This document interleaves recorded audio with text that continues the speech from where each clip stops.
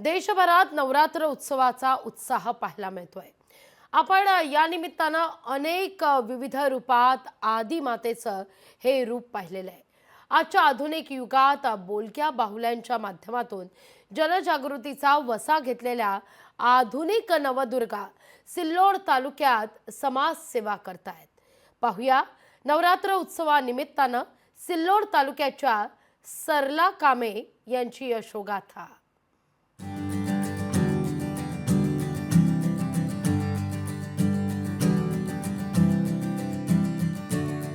देशात सर्वत्र देवीचा वर्षभरातील उत्सव म्हणजेच नवरात्रोत्सव सुरू आहे। सध्या सर्वत्र नवरात्रोत्सवाची धामधूम सुरू असून देवीच्या विविध रूपातील मूर्ती, शक्तिस्थळांची पूजा अर्चा सुरू झाली आहे। नवरात्रीच्या पार्श्वभूमीवर सिल्लोड तालुक्यातील जिल्हा परिषदेत असलेल्या शिक्षिका नवदुर्गेच्या रूपानं आपल्या बोलक्या बाहुल्यांच्या माध्यमातून जनजागृती करतायत।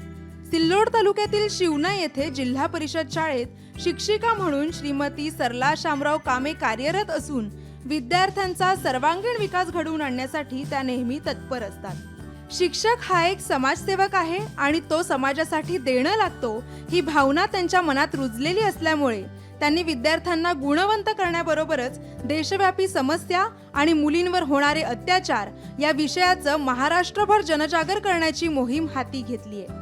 सरकारी शाळांमध्ये मुलांना बोलक्या बाहुल्यांच्या माध्यमातून मनोरंजन अध्यापन करीत आहेत। या माध्यमातून स्वच्छ भारत अभियान, बेटी बचाओ बेटी पढाओ, अंधश्रद्धा निर्मूलन, कोरोना जनजागृती, हर घर तिरंगा मोहीम, एड्स जनजागृती अशा देशव्यापी समस्या नाट्यमय स्वरूपात गावागावात चौकाचौकात जनजागृती करून ग्रामीण भागातील लोक सक्रियपणे जागृत करण्यासाठी त्या प्रयत्न करतायत। त्यांनी अनेक भ्रूणहत्या रोखल्या असून 10 गरीब आणि निराधार मुलींना शिक्षणाने दत्तक घेतलंय। मुलींना स्वावलंब आणि सुरक्षेसाठी कराटे प्रशिक्षण देऊन स्वावलंबी बनवलंय। देशव्यापी समस्यांचं सुद्धा मी जनजागरण करायला सुरुवात केली। यामध्ये बेटी बचाओ अभियान आहे, स्त्रीभ्रूणहत्या आणि मुलींवर होणारे अत्याचार आहेत, स्वच्छ भारत अभियान आहेत। या सगळ्या ज्या देशाला भेडसावणाऱ्या विषय आहेत, या समस्यांचं मी जनजागरण करत असते।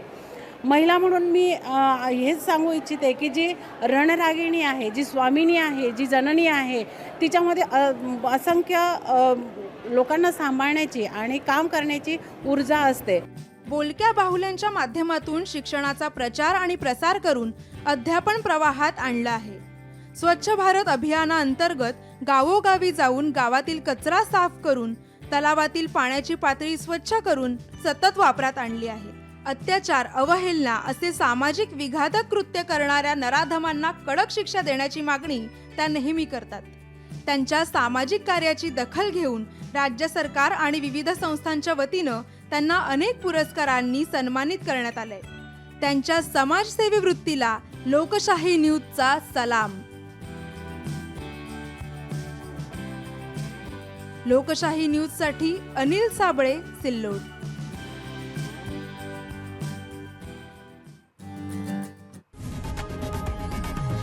लोकशाही मराठी ऐका, पहा, जागरूक रहा।